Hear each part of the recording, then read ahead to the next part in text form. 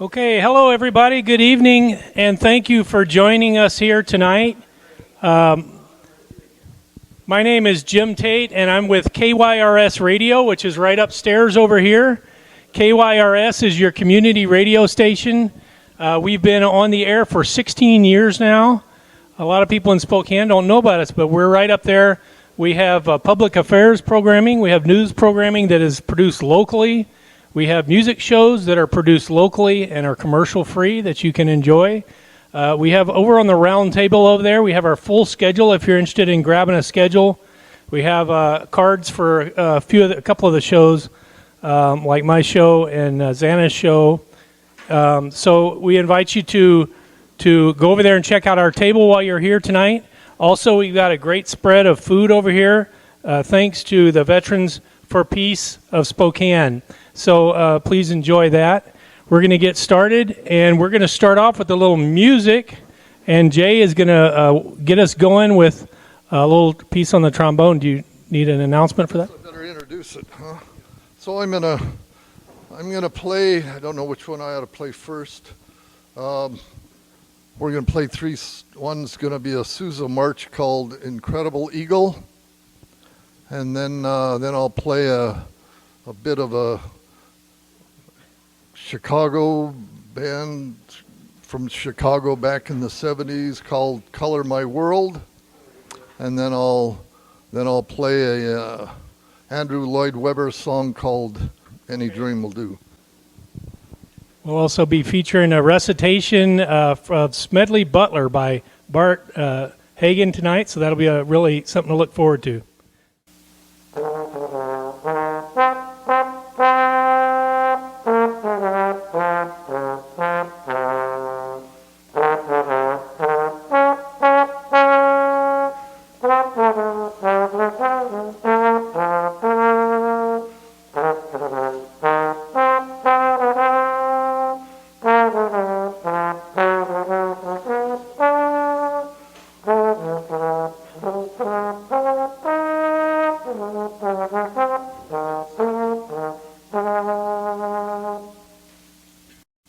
Wonderful. All right, Chicago, Color My World.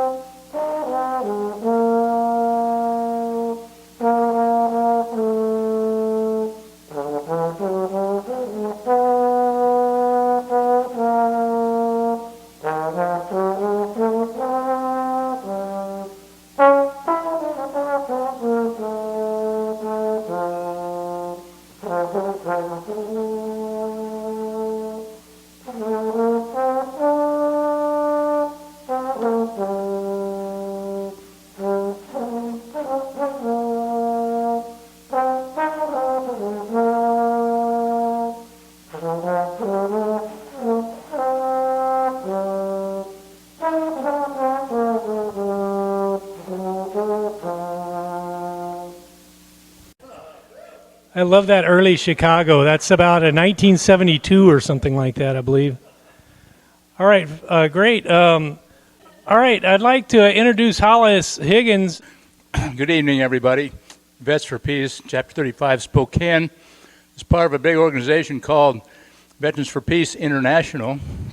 We've got chapters in Russia and Okinawa and Mexico and the UK, and there's a talk of one in Ireland and others. But we are peacefully working for peace, which means we have to just kind of work extra hard, because it's extra hard if you're going to be peacefully working for peace. So tonight we were asked to pose a question to you all as a matter of to stimulate the discussion, which is being recorded gratefully by KYRS Radio, Thin Air Community Radio, our radio station. So the question that we finally came up with: have you prayed for your empire today? And prayed is spelled P-R-E-Y-E-D, because we're all contributing to the sacrifices that other people are making around the world for our well-being, which gives us the opportunity to be here right now. We always have to think about that. With every step we take on a free sidewalk, some poor person is probably being killed by a drone in Yemen or Iraq or Afghanistan. So what we want to do tonight is introduce one of our members, Bart Hagan, who actually has a friend with him tonight in spirit, General Smedley Butler, who wrote a book called War is a Racket. So here's Bart. Thank you.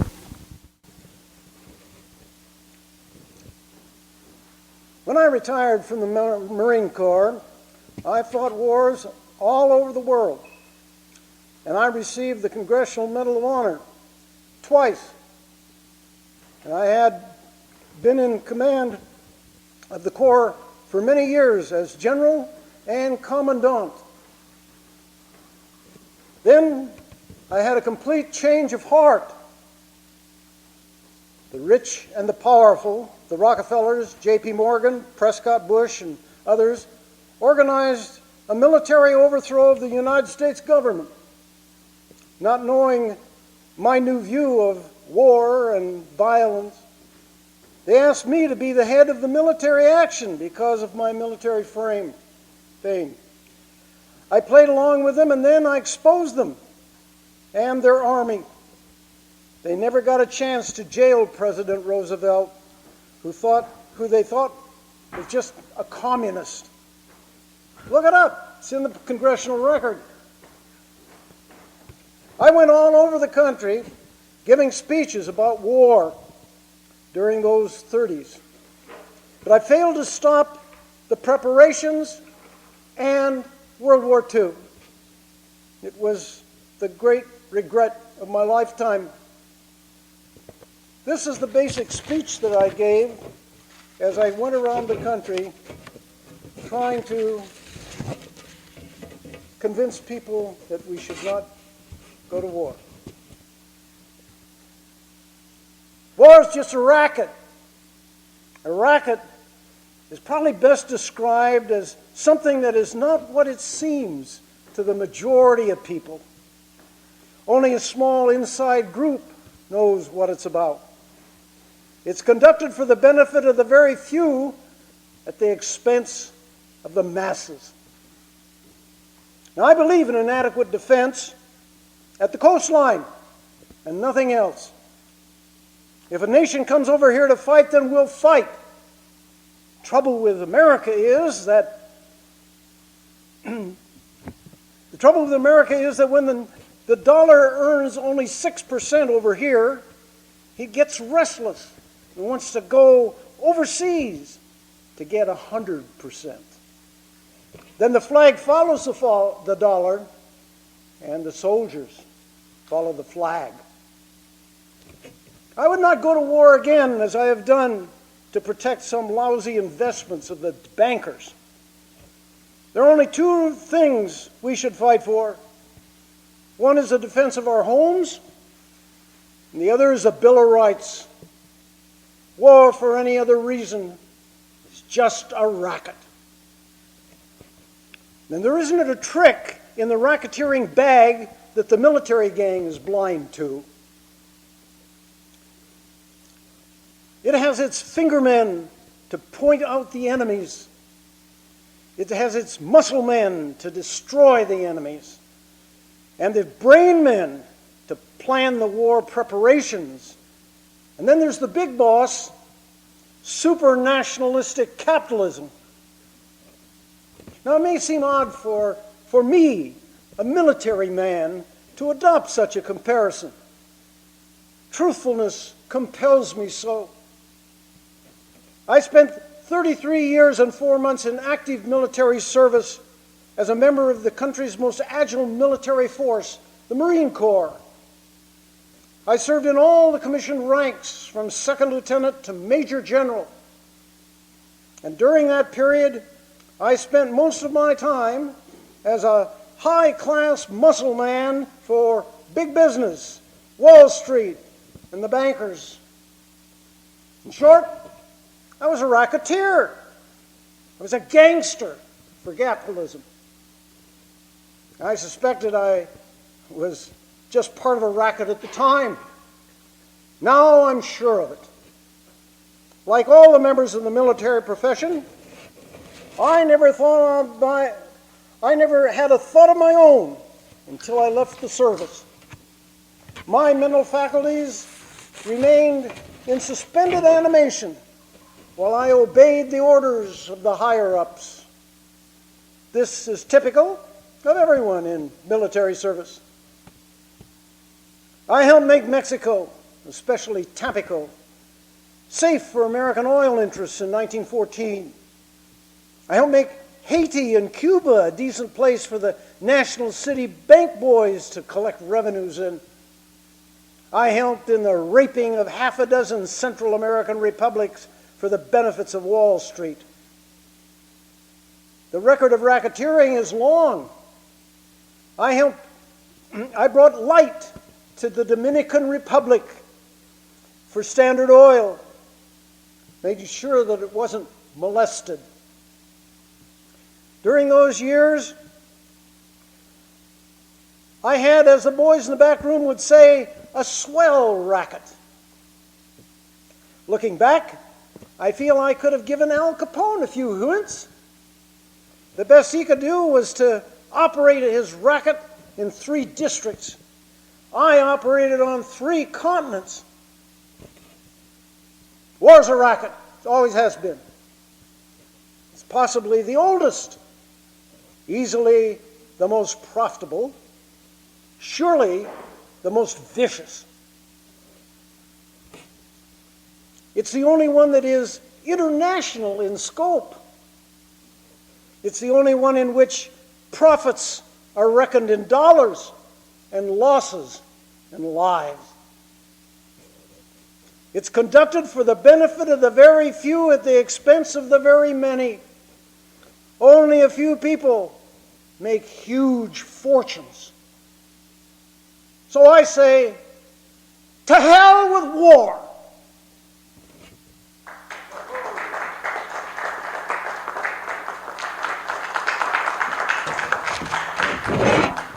Thank you much. Thank you very much, Bart Hagen. Very nicely done. There are 2 books. One is the day that the nation was overcome by the takeover of the military by the rich and the powerful, and the other one is called It Was a Racket, and it's a biography of Smedley Butler. And I've done this many times. I had it memorized and did it for years as a memorized piece. But the big thing is that people don't realize what conditions were like when he was doing this. He was doing it all over the United States in the 30s when there was great anxiety about another war. And then, of course, things deteriorated, and he was really heartbroken and lived until 1941. But he was a graduate of the United States Military Academy, and his father was a United States congressman, and it's quite a story. So his biography is War's a Racket, and I would encourage you if you're interested about that. But he really did go to China, and he really did go to all of these places. What's the name again? Smedley Butler. What happened to him? How did he thwart this plot to take over the government? What's that? How did he stop the plot to take over the government? Oh, yeah, well, that's quite a story. There's a book about it that includes a little bio on him. But the big thing about that is that they were just outraged. The rich and the powerful, they really thought that the country had gone to hell, that it was going to be taken over by the Russians and so on. And so they eventually had about 5,000 people trained and so forth, just as the right wing does today in various places. Huh? Like a militia? Yeah, yeah. And he had them all organized, and they were ready to occupy the city because in that period of time, you know, there wasn't a lot of military in D.C. then. And so at a particular time, they could flood the city with 5,000 armed militia and take Roosevelt prisoner and take over the government. And they thought that they could rely on Smedley Butler to be the figurehead for all of this.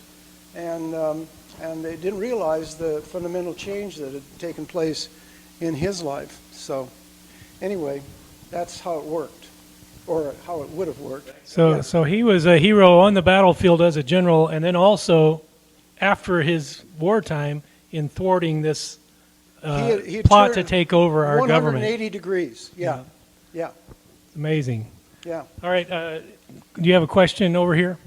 Yeah, Bart. Yeah. I'm familiar with the story, but what I never read about was how did this squash it? I mean, did it get into the press? Did the public become aware of it? Absolutely, but it's not in the history books because it's not popular. But John McCormick, who was later on became Speaker of the House, was the prosecutor in that instance, and no, it was in the popular press to a certain extent, and it was a huge scandal, as you can well imagine. But they really suppressed it, and I think they indicted J.P. Morgan, but he avoided prosecution. But as I say, it's all in the congressional record, and according to the stuff that I've read, it's very clear what went on there, and was public. You know, It's easy to avoid prosecution when you have the money and power of J.P. Morgan. Exactly right. Yeah, yeah. Is it related to the Senate inquiry into World War I about why America joined World War I? No. And the Senate inquiry No. about the munitions industry? No, that was hushed up in the middle of the 30s. Yeah, yeah. But it's quite a story, and he's quite a guy. And keeping in mind that without any particular background in writing and literature and so forth, I just love doing the piece. It's just great literature. It's just great words and great phrases and so forth. So it's a lot of fun to do. Oh, thank you. All right, fantastic, Bart. Thank you very much for that. I only wish I could do Ike's farewell speech and warning about the military-industrial complex now. It is an interesting story, and it's an interesting way of getting it. There is no record of what he actually did because this is before the days of recording. So the wire recording didn't come in until the Second World War during the Blitz. And Edward R. Murrow made that famous. But during his period of time, I'm sure the speech was different every week. But I took there was a piece that went into the Saturday Evening Post where he did pretty much present this, and then there's the book, which is very short, and it's thousands of words. This is 1,000 words, and it runs around 6-7 minutes, and that stuff is put together largely from the part that I got from the Saturday Evening Post and from the bio and from the other book about him, the military takeover. So I picked up pieces from here and there and put it all together, and so it was great fun. All right, well, fantastic. Thank you very much. Does anyone else have any questions? We're going to ask you if you have questions to be on the microphone so we can record it. Can we talk about like Rush? Some of these they get on there and they indoctrinate people. In other words, I was talking to a gal today, a nurse, and a nursing student, explaining to her what Veterans for Peace, kind of the issues that we stand for, and even saying that we do not even like the phrase "thank you for your service," because many of my Veterans for Peace friends respond with, if you thank me for what I was required to do out there, I don't want to know you, or you wouldn't want to know me, because they have you give up your own morality to shoot some other human being just so some leader can get reelected or build a pipeline, just like you were saying, build a pipeline across Iraq or whatever. So it's all about making big bucks for the big corporations. Anyway. Okay, thank you. Anybody else have a comment or question? Hollis, do you want to talk a little bit more about Veterans for Peace here in Spokane and what you guys are doing? Well, I can say a few words about Veterans for Peace. We have about 23 paid members, and we're pretty active. About half of us. Some of the other people are older and they don't attend meetings anymore, but we do have a mailing list of about 160 people that we send out regularly information to, trying to keep the information going. And we're redoing our website right now, and we're on Facebook at Veterans for Peace Spokane Chapter 35. So we're working as best we can with our limited resources. But what we have here tonight is we have our president, Rusty Nelson, is here.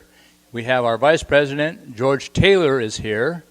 And we have our treasurer, Ray Thorne, and they have all agreed to speak to the issue tonight, which is, have you prayed for your empire today, or some such thing. So we can always rely on them.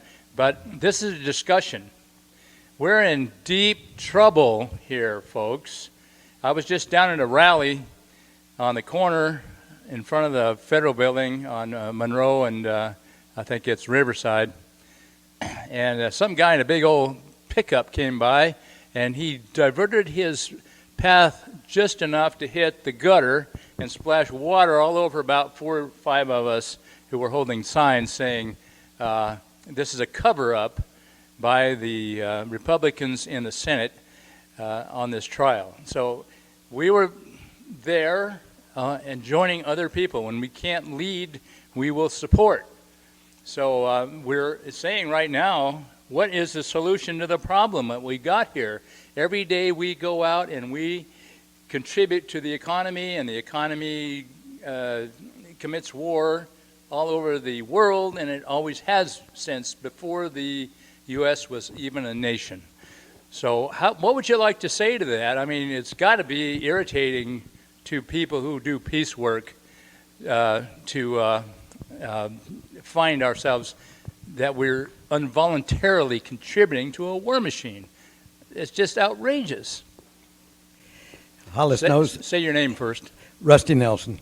And I would like to give a salute to both KYRS and Veterans for Peace. I'm very proud of the fact that I go way back with Lepido Flores in the founding of KYRS, and I brag often that thin air radio was my concept. And so that's about all I contributed, actually, but I was on the original board.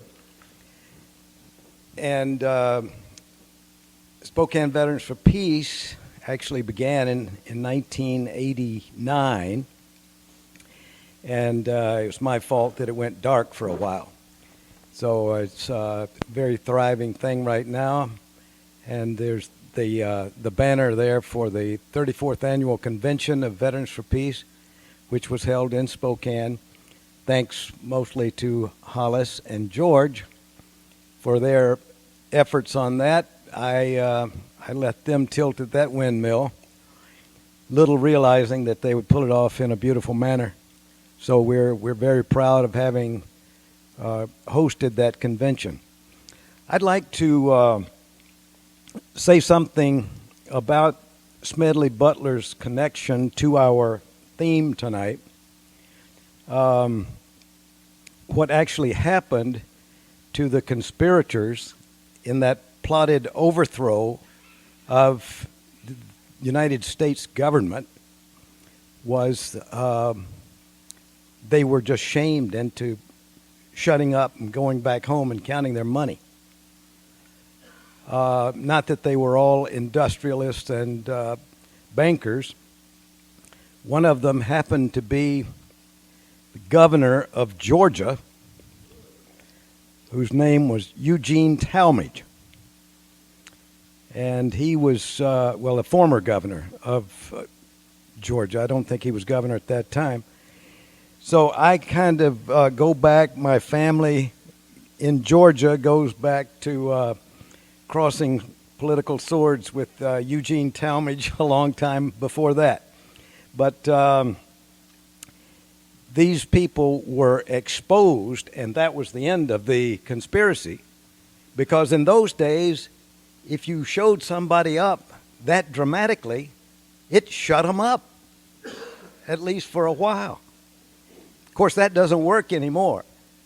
And we have no more dramatic example than the State of the Union address, in which our current emperor built up cases against his enemies in the Congress, saying things about socialists and including people in that term that have nothing to do with socialism, but they happen to be Democrats. And so that's the way empire is done today in the United States. That's the way it's increased. And people flaunt being exposed and brag about the crimes of which they're accused. And it's a great shame, and it's a compelling charge for Veterans for Peace, because there are not many ways to get away with speaking out against the military-industrial complex, to put it in its simplest form, without being railed against as some sort of traitor. Your patriotism will be challenged if you challenge excessive, extravagant military spending. Your patriotism will be challenged if you impugn the dignity of the autocratic rulers in the Middle East, who are being avidly supported by our administration. Your patriotism will be challenged if you criticize the commander-in-chief of the U.S. military forces. And this makes it possible for Veterans for Peace to bring up some issues that most citizens really can't get people to listen to. And so this is it's our charge, it's our burden, and I feel very fortunate that I'm with a group of people at Spokane Veterans for Peace who are willing to take the ball and run with it on this, to bring up these issues and say that our patriotism doesn't depend upon the dirtiest things that we ever did, for which we might have received medals. People thank us for our service, and we have many ways of answering it. And I've come up with a little mantra that's the end of a poem that I wrote. Service on its surface may seem a noble thing, but those who kill and fight and die rarely know just whom they serve, or how, or why. So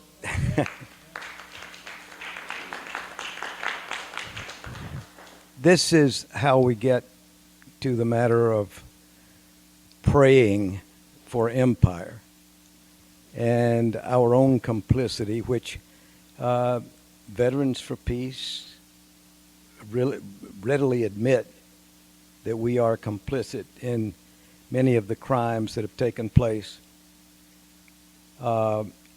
by our country and ultimately to our country. That's the other thing, that we fail to see the harm that an emphasis on military power and strength has done to the soul of our country. And so as one who actually prays, I feel compelled to go along with this theme of praying for our empire, and I hope it'll be meaningful to some other people as well. You know, I would really like to say a couple words about the circumstances with our presidents these days. It is still shocking to me to know that George W. Bush was the first to use the drones, and he killed 75 people using the drones. Now, let's be sure that we understand how that drone thing works. A functionary comes to the president, and he said, "We're going to assassinate this person. Here he is. This is what he's done. You've got to sign a release." And he signs the release just like a mafia don and has his henchmen go out and kill somebody. Well, it's the same thing. Now, 75 people, that seems like a lot. He served 2 terms, right? But didn't get the drones until fairly late in the game. Now, there's a record of this, so we know how many of these people were assassinated, which is just another name for murder. And Obama killed 255 people this way with drones. Each time, somebody had to come to him and make a plea, and he's going to be judge and jury, and he's going to go out and have people killed under his name.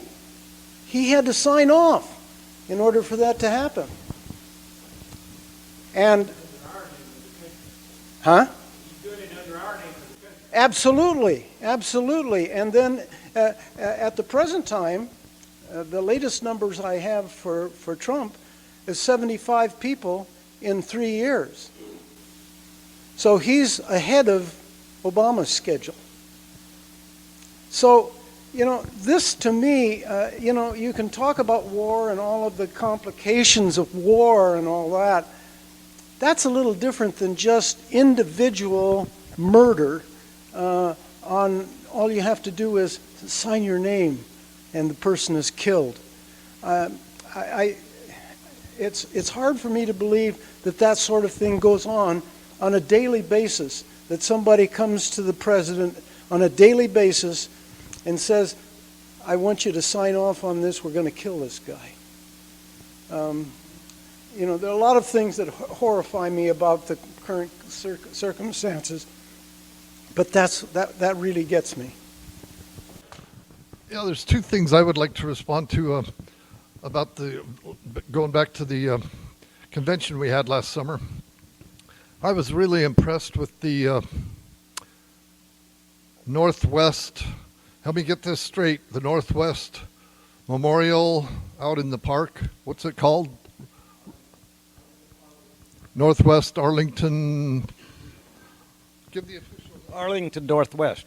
Oh, Arlington Northwest. Anyway, the reason I want to bring that up is because I really believe we could, should, or would get the local hospitality industry to sponsor having that out in the park, like for a month every year, because I believe people from Montana and Idaho and whatever, they will come here and spend a few days and visit that memorial.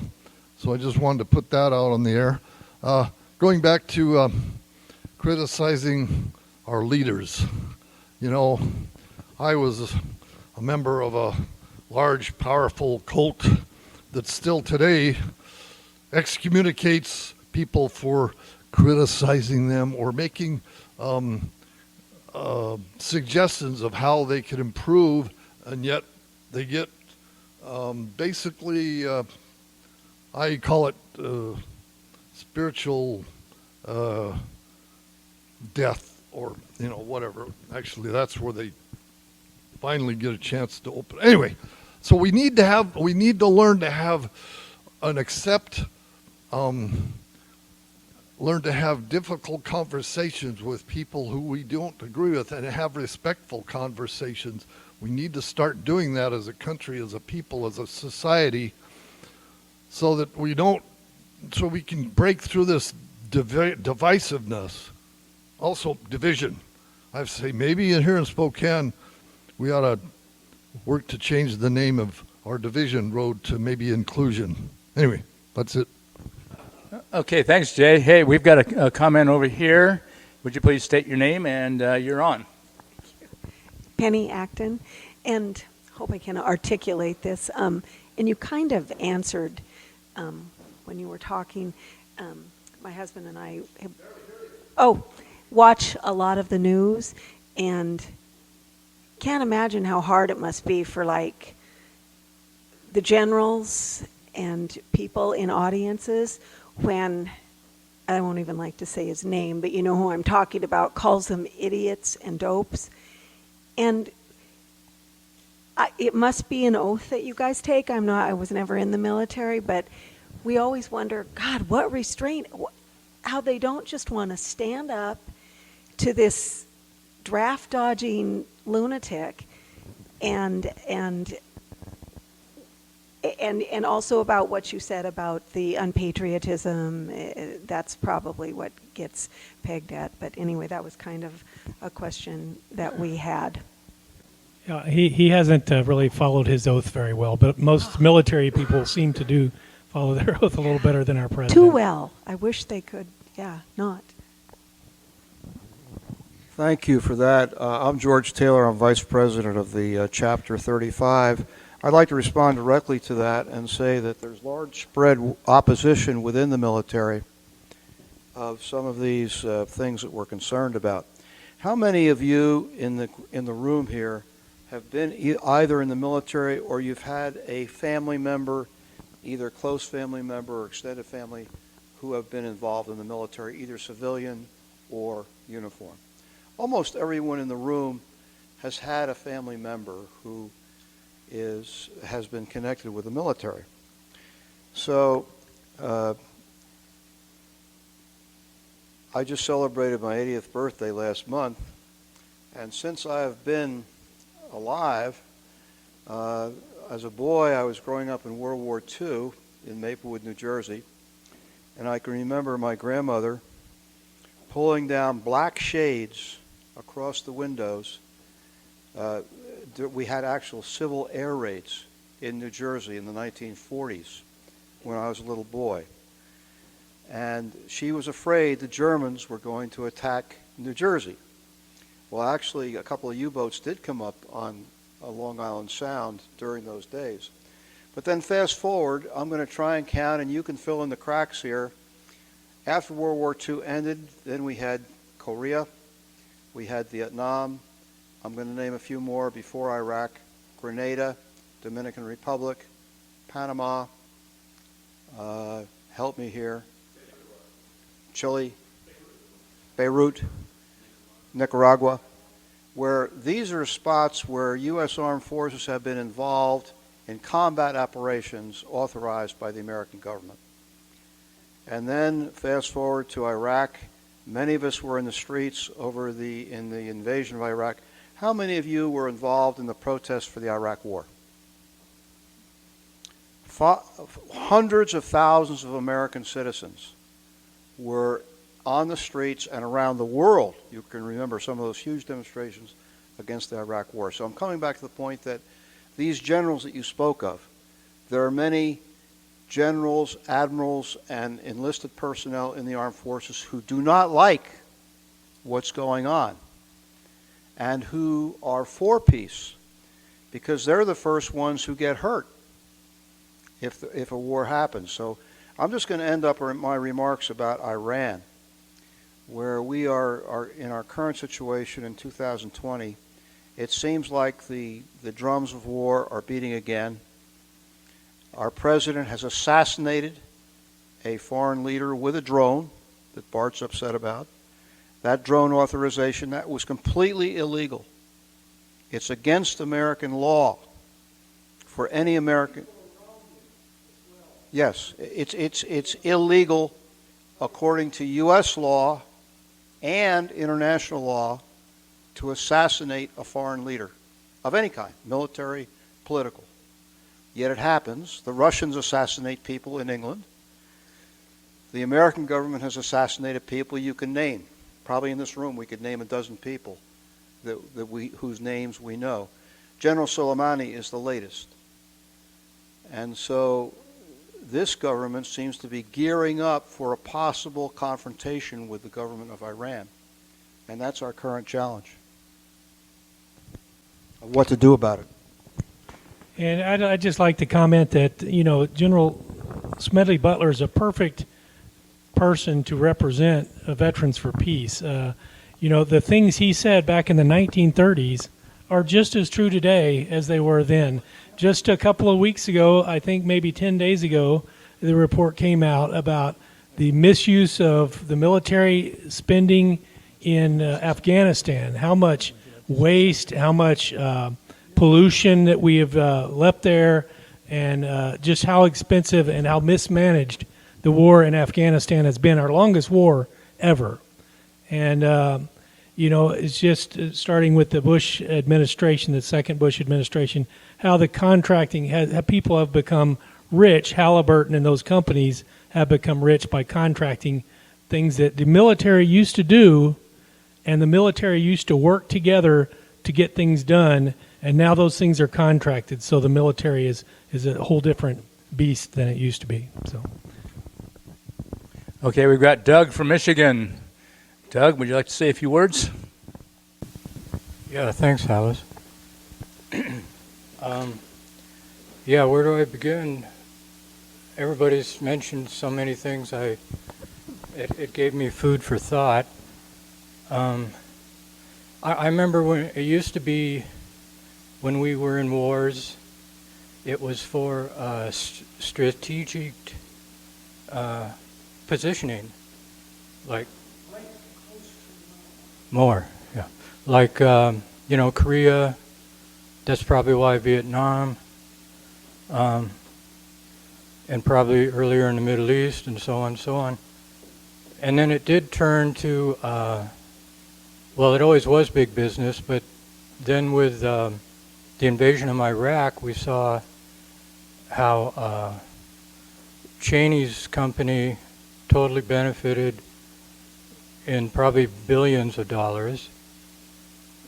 And so America's kind of on a roll, always has been, but it's really the only thing they have left in the world is their military might, because they've lost ground in so many other things, this country. Respect and influence. Nobody really takes us serious anymore, except that you better watch out, for us, because, we got the biggest military in the world. And so, in this new world order, maybe, probably America, the military is going to become a kind of like a mercenary army for the world. Other countries will hire U.S. military, for their defense, because they're not going to spend the money themselves for their own. and America's, because they're so used to starting wars and with their CIA and everything, that it doesn't matter which side they'll fight for. I mean, as long as they have a big enough piece of the pie anyway, which they'll always have because of their military, then they'll just hop around the world,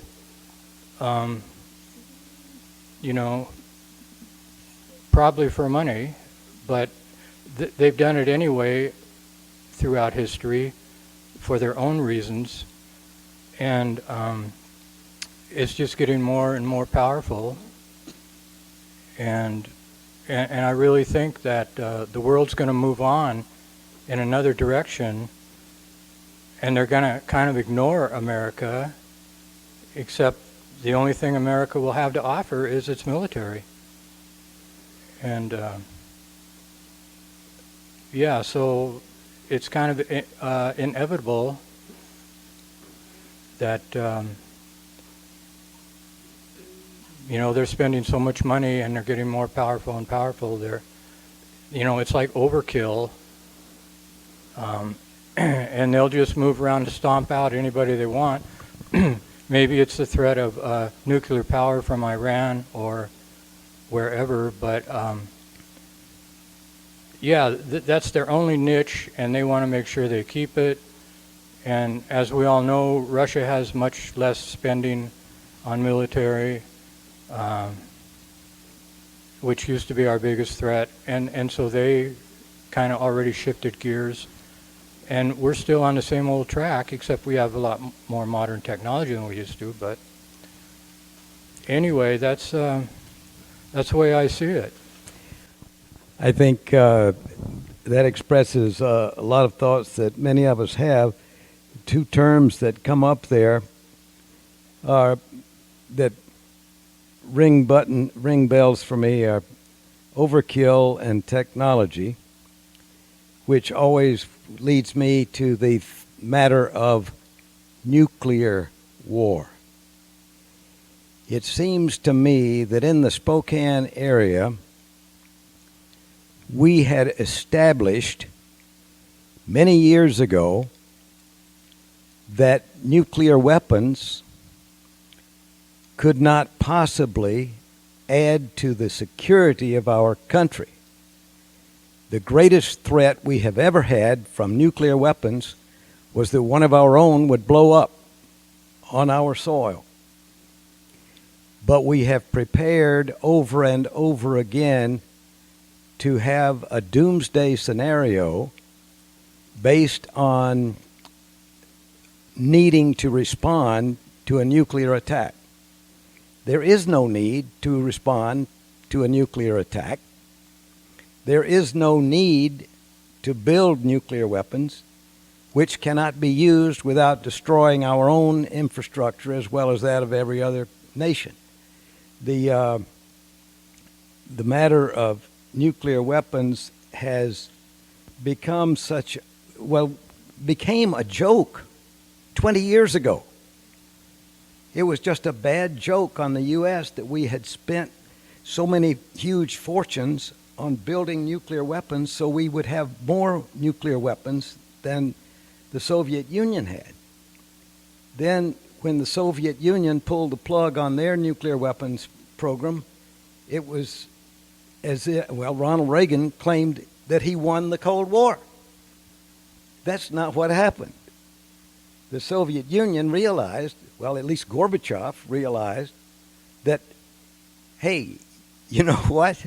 We can't afford to do this.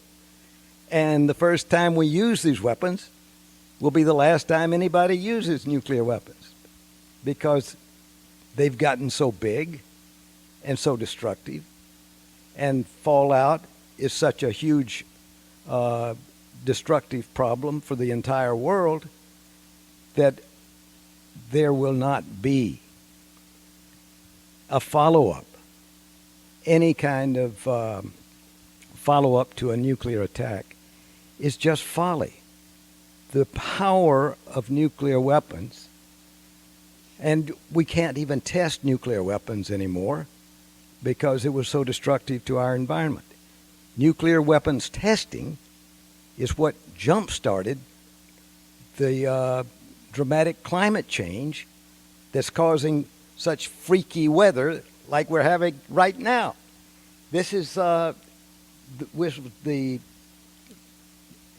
taking the Industrial Revolution and wrapping it all up into a 20-minute time span for accelerating destructive climate change. So nuclear weapons have suddenly, during this administration,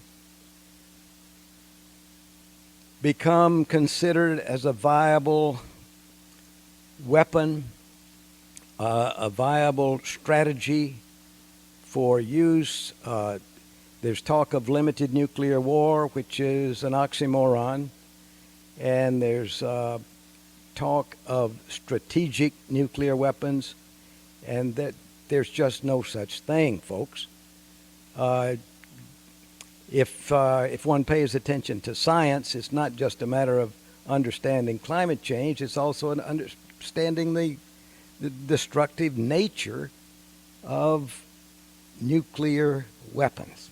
So Spokane Veterans for Peace has joined with Washington Physicians for Social Responsibility and others around the state to organize an alliance called Washington Against Nuclear War. Yeah, it's Washington Against Nuclear Weapons Coalition.org, and you can look that up.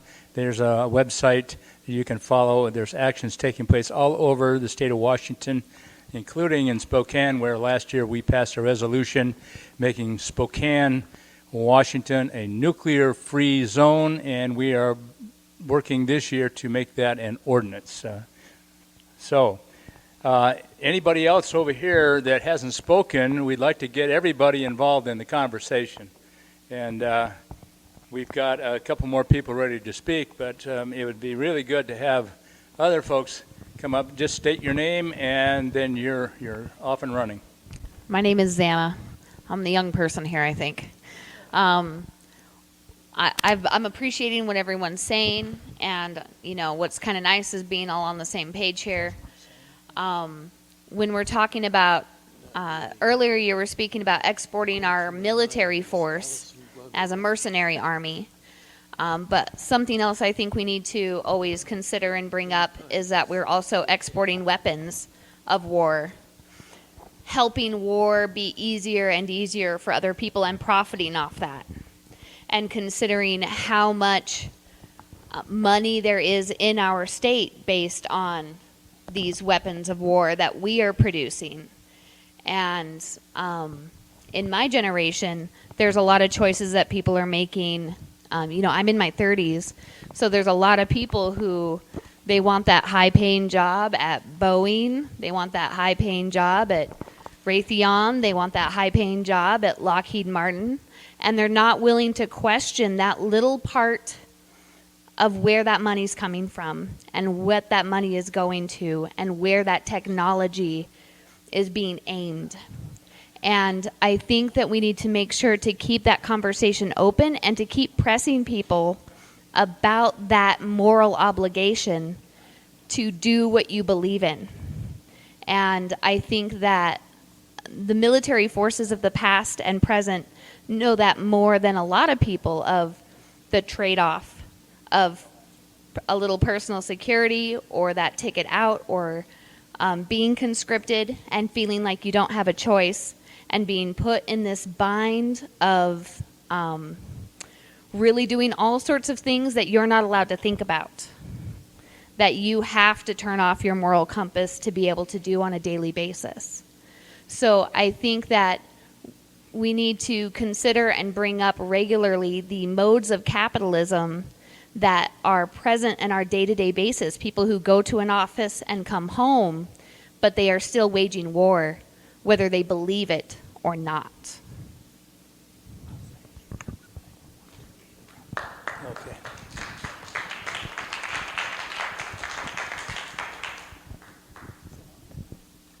So Ray Thorne, Chapter 35 Treasurer.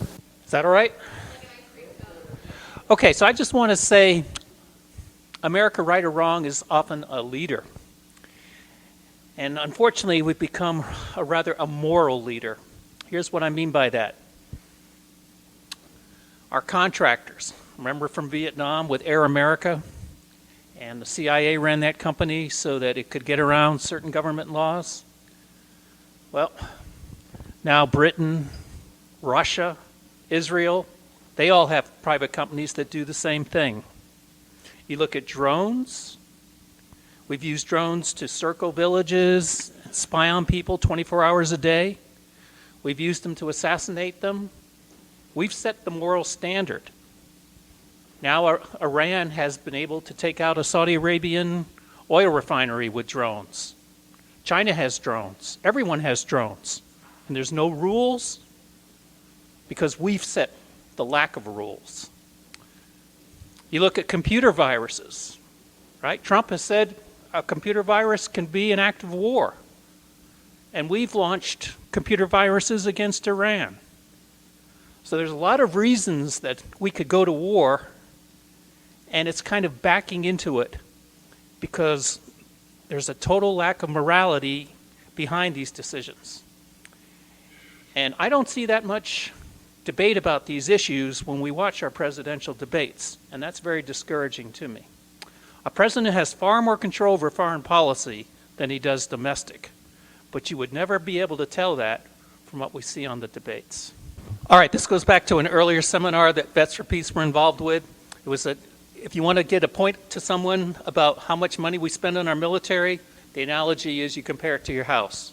If you put all the money in your house into your security system, you can have the best fence and cameras and what have you, and the rest of the house is falling apart, the infrastructure, then have you really protected your house?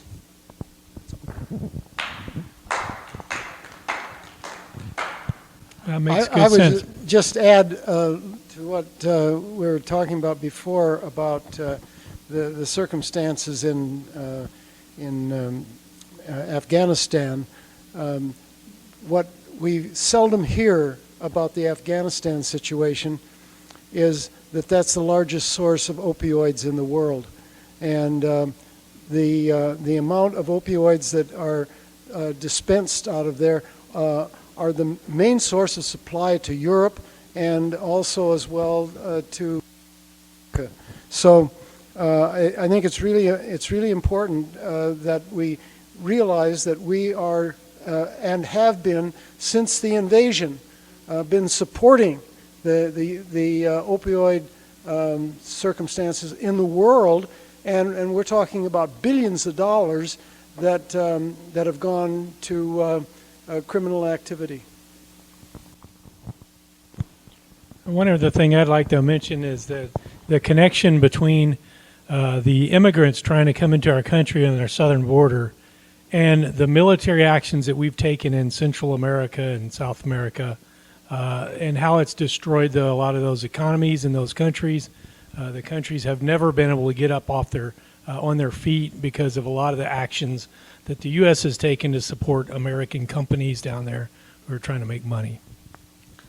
Hi, I'm Tom, and I just want to make an observation that, our country for so long, for all the time that I remember, had the instincts were altruistic. It was the good of everybody, for the good of everybody in the country, and really everybody in the world.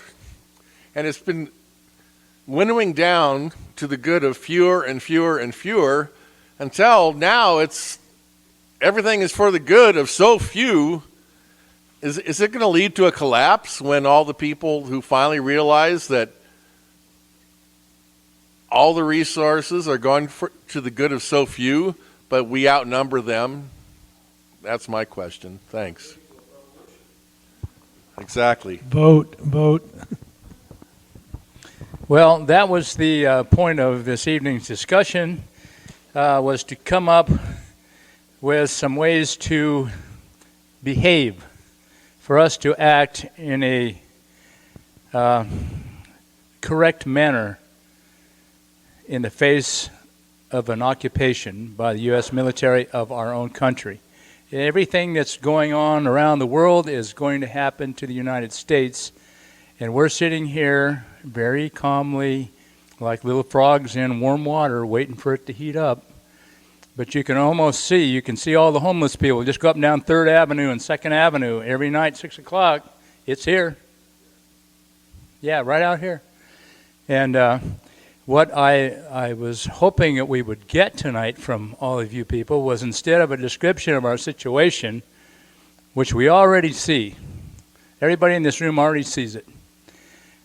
I haven't seen anybody here tonight talk about how we get out of it.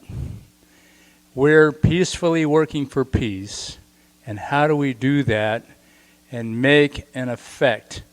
As we have talked before in our own group, it's one thing to go out and stand on a street corner like we did today and wave a sign and talk to, I mean, we get, positive honks, and we get, some negative stuff, yay, Trump, and all that kind of stuff. But what are we in this room individually going to do? Like, okay, I'll give you one thing I did. I signed up for Tai Chi so I can improve my body. Also, I signed up for the Spokane Zen Center, and I'm meditating every Saturday morning, and it's hard. But it is a way of putting my mind and body back together in a peaceful way to try to solve this thing. In other words, to make a space for something to come in and fill up that vacancy that I'm creating there instead of my normal routine, which every day we all contribute. Every day we all contribute to the machine. Stop the machine, create a new world. That's a big motto that used to come out of revcom.com. But as I look around this room, everybody I've seen here is working in some way or another. It's your intent that this not be a fascist society, that it care for everybody in the world, not just our country. Everybody, all the little children that are coming up that are being destroyed. It's a tragedy. We are all working because we feel that pain, because we're empathic beings. If someone is locked up in Guantanamo, we all suffer. We suffer intently. There's no way to avoid that. So I am just asking that question. What is our necessary next step? The next step you take when you walk out of here? Yeah, what is your next necessary step to peacefully work for peace? We have to pay attention. One of the things that we have talked about in our Vets for Peace group is that we get fired up about big campaigns, and we get involved in things that we believe are going to make things better for our candidate or our party or our group that has what we feel like are the best ideas for going forward. But it's very difficult to have a conversation with people who try to avoid us, who try to shut us out, who try not to listen to us, and try not to be contaminated by our ideas, sometimes because we're trying very hard not to be contaminated by their ideas. And we need a meeting of the minds. It's like somebody passing by somebody on the street who is hurt and needs help to go and make a donation to United Way.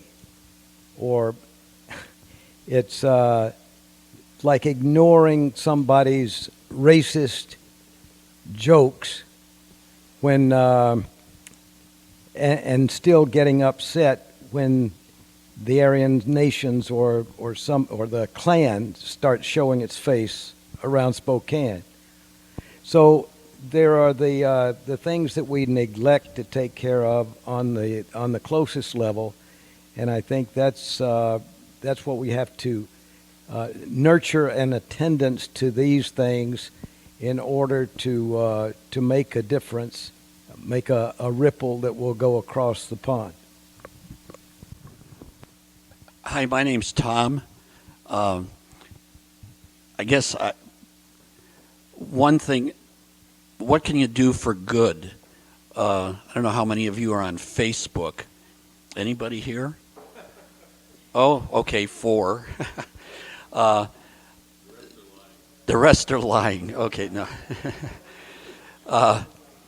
I've been struggling for quite a while. I belong to a group called Friendship Force, although I haven't been real active with them, but they go to different places in the United States, Canada, throughout the world, and live with people in their homes. Well, one of the places I went to was Atlanta, and made friends with several people there. And one of the people started posting these racist kinds of things along with, and Christ teaches us that we need to love one another. And it's like, how can you hold these two totally disparate ideas in your head at the same time? And I've really struggled with how to respond to that. Well, she finally put one up the other day that had 9 facts facts. And it was, I can't remember some of the numbers, but it was like 18 million illegal immigrants are on welfare. 95% of the murders in Los Angeles are committed by illegal aliens. And it was a whole bunch of them. And I was just, it kept me up at night. Really did. I laid in bed going. And I finally, I guess what I'm doing, leading up to is, so I've Googled some of this stuff on snoops.com, and it was like, that 18 million number is totally bogus. First of all, you can't apply for food stamps if you're an illegal. And even if some people thought they might, they're afraid they'd get arrested, so they don't. So I posted something, facts, with a question where, you can make it comments. Facts, question mark, exclamation point, and then put that response from Snoop saying this is totally irrelevant, totally bizarre. That's not their words. And I had and then I shared it, and I had a couple of friends respond, and I'll be darned, this morning I woke up and I looked, and there was a response from her saying, I deleted my posting.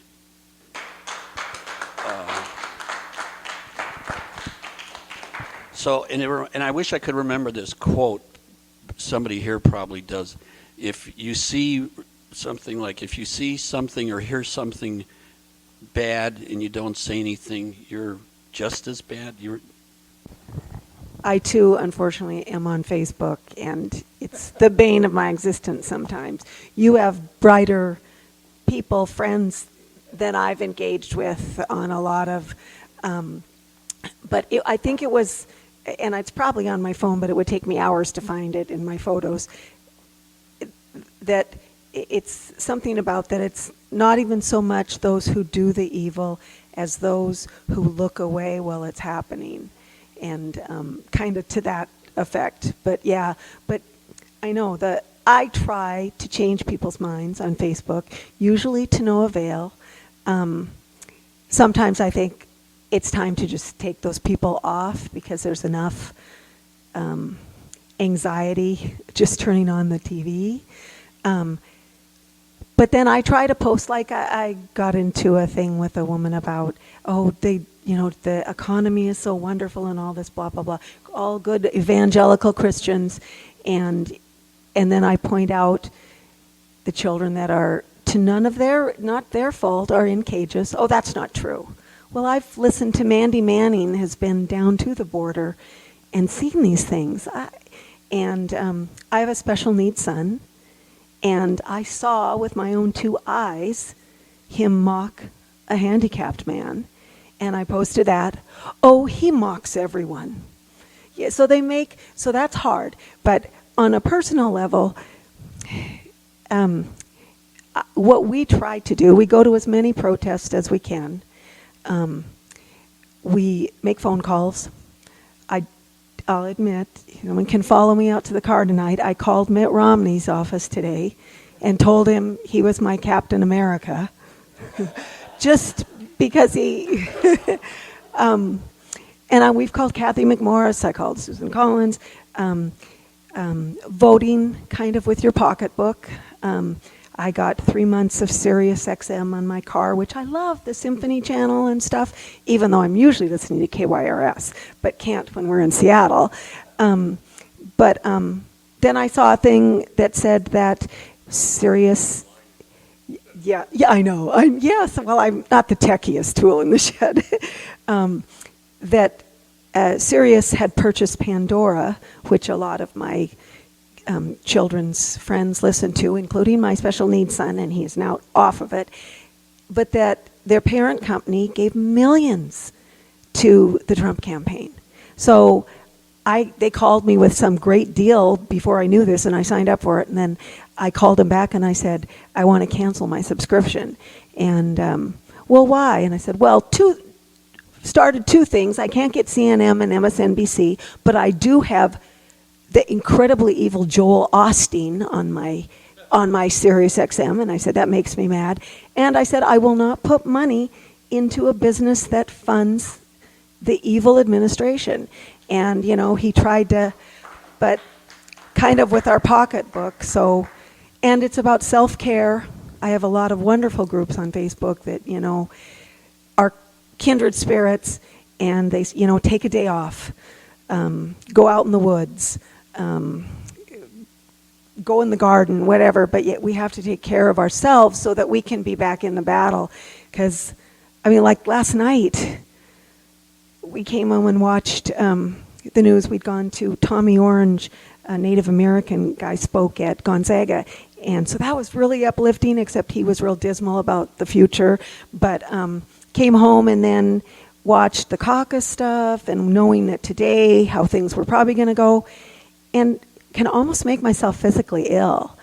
And so I'm trying to avoid those things and go out and help and volunteer. I'm on the board for KYRS, so I feel like I'm trying to do something. But yeah, if anybody else, I've heard protests, they're not that. Phone calling is the way to do it, and registering, getting the kids to vote. I have a 20-year-old who... I admit I've been online and I'm not unpatriotic, but I'll be damned if he's going to go fight a rich man's war for Trump's ego and, oh God, I said his name, and for those things.